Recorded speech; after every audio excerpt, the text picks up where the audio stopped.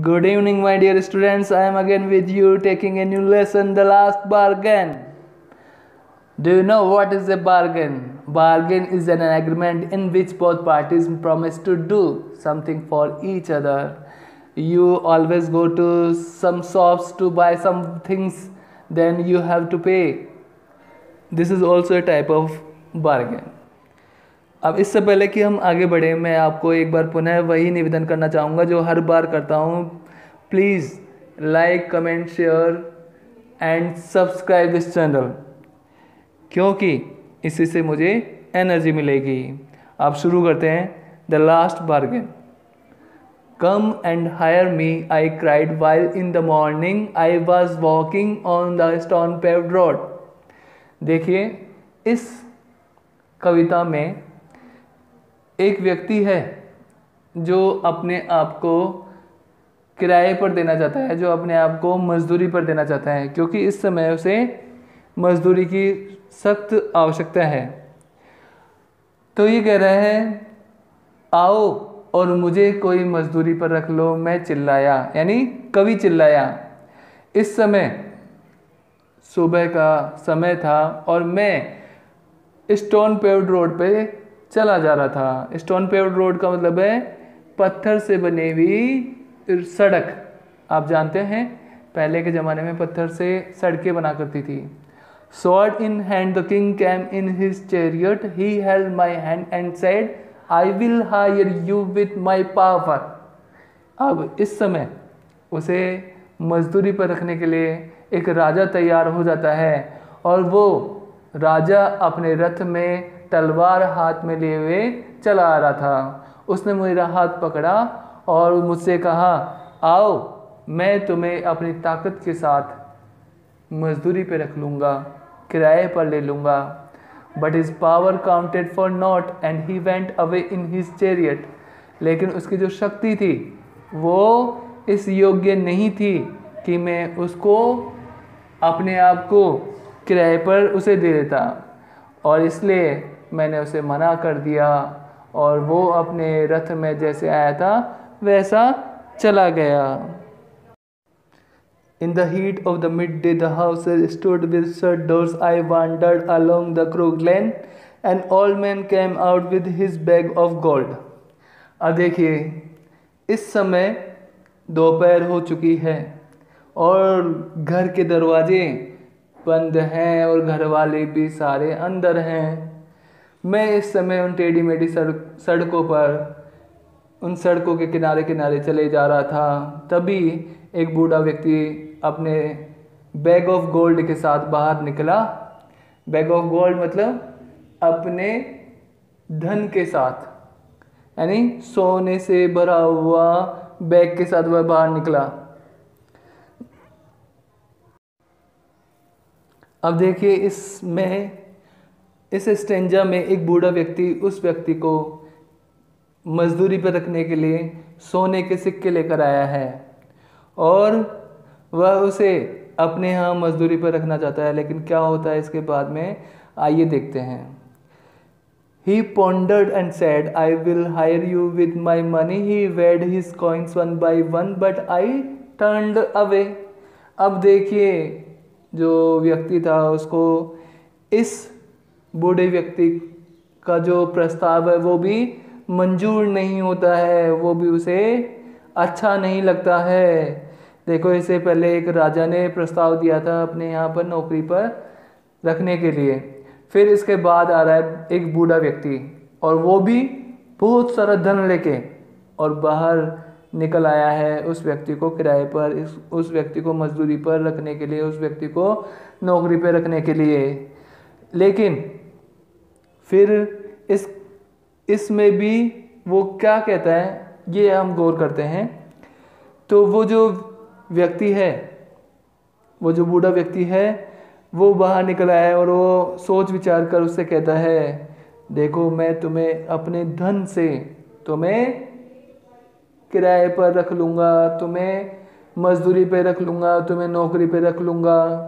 अब वो एक एक करके अपने सोने के सिक्के गिनता है, एक एक करके अपने सोने के सिक्कों को तोलता है. लेकिन मैं मना कर देता हूँ। मैं कौन? कवि इसको भी मना कर देता है। अब क्यों मना कर देता है ये आपके सोचने का विषय है और मैं आपको बताऊंगा। देखिए, उसने राजा को मना किया तो वहाँ पर उसकी शक्ति थी जिसके द्वारा वो उसे अधीन करना चाहता था। और यहाँ पर एक अमीर व्यक्ति है जो अपने धन के द्वारा उसे गुलाम बनाना चाहता था, लेकिन उसे तो ये दोनों ही व्यक्ति पसंद नहीं आए। तो फिर कौन पसंद आया उसे? तो आइए हम अगले स्टेंजा में देखते हैं आगे उसे कौन मिलता है। It was evening, the garden his was all a flower. The fair maid came out and said, I will hire you with a smile. Her smile paled and melted into tears and she went back alone into the dark. अब देखिए, अब जो उसे किराए पर लेने के लिए एक बहुत सुंदर लड़की सामने आती है। अब उसको क्या जवाब देता है? अब देखते हैं अपन। ये शाम का समय हो चुका था और बगीचे में जो पुष्प लगे हुए थे वो पल्लवित हो रहे थे, यानी सारे के सारे खिले हुए थे। The fair maid came out and said, I will hire you with a smile. Her smile paled and melted into tears and she went back alone into the dark. The sun glistened on the sand and the sea waves broke wildly. A child sat playing with shells. He raised his head and seemed to know me and said, I hire you with nothing. अब देखो, उस सुंदर बगीचे में से एक सुंदर कुंवारी कन्या बाहर निकलती है और कहती है, मैं तुम्हें अपनी मुस्कान के द्वारा किराए पर, मजदूरी पर, नौकरी पर रखना चाहती हूँ। और जब मैंने मना कर दिया, यानी जब कवि ने मना कर दिया, तो उसकी जो मधुर मुस्कान थी वो मध्यम पड़ गई और आंसुओं में वो पिघल गई। और उसके बाद वो वापस जहाँ से निकली थी, जहाँ से बाहर आई थी, वहीं चली गई। वो अंधकार में विलीन हो गई।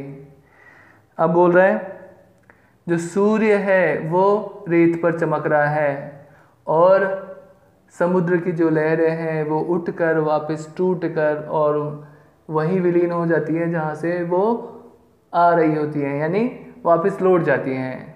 एक लड़का, एक छोटा सा बच्चा वहाँ रेत पर खेल रहा था। रेत पर वह सीप, शंख इत्यादि के साथ खेल रहा था और वो अपने सिर को ऊपर उठाता है, मुझे इस प्रकार से देखता है मानो मैं उसे जानता हूँ, और कहता है कि मैं तुम्हें बिना कुछ दिए खरीदना चाहता हूँ, यानी नौकरी पे रखना चाहता हूँ। मैं तुम्हें कुछ नहीं दूंगा लेकिन नौकरी पे रख लूँगा। From henceforward that bargain struck in child's play made me a free man. अब क्या कह रहा है कवि? और उसके बाद मुझे उसका जो सौदा था इतना पसंद आया कि मैंने तभी से उस सौदे को मान लिया और वो लड़का, वो बच्चा अपने खेल में लग गया और मैं इस प्रकार से नौकरी करते हुए भी स्वतंत्र हो गया।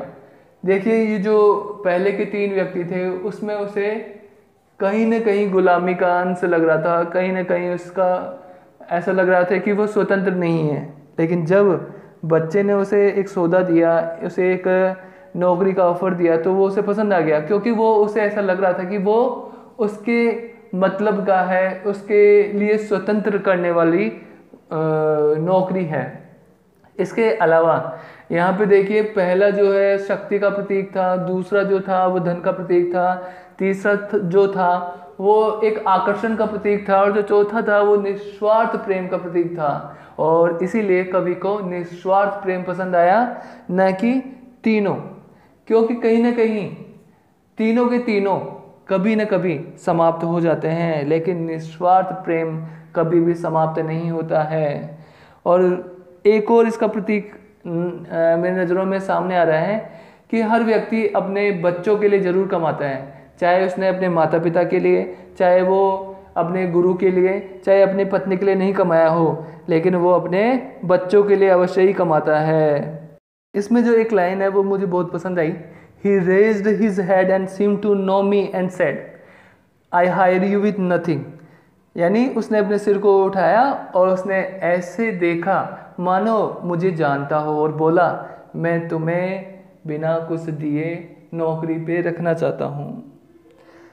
जी हाँ, अब हम बात करते हैं हार्ड मीनिंग्स। बार्गेन यानी मोलभाव करना, सौदा करना, गोल्ड यानी सोना, चैरियट यानी रथ, पावर यानी शक्ति, शेल्स यानी शंख या सीप जो आपको तस्वीर में नज़र भी आ रहा है, नोट यानी नहीं या शून्य, स्टोन पेव्ड रोड यानी पत्थर से बनी सड़क, क्रूक्ड लेन यानी टेढ़ी मेढ़ी गली या टेढ़ी मेढ़ी सड़क, वेड यानी तोला या गिना, हायर यानी किराए पर लेना, टर्न्ड अवे यानी मना किया या मुड़ गया। इसके बाद हीट यानी गर्मी, मिड डे यानी मध्याह्न, पेल्ड यानी पीला हो गया, मेल्टेड यानी पिघल गया, ग्लिसर्ड यानी चमक रहा, सैंड यानी मिट्टी, सी वेव्स यानी समुद्री लहरें। और भी अगर आपको मीनिंग्स नहीं समझ में आ रही हो या आपको कुछ भी डाउट हो इस पोइम से रिलेटेड तो प्लीज़ मुझे कमेंट बॉक्स में ज़रूर से लिखें।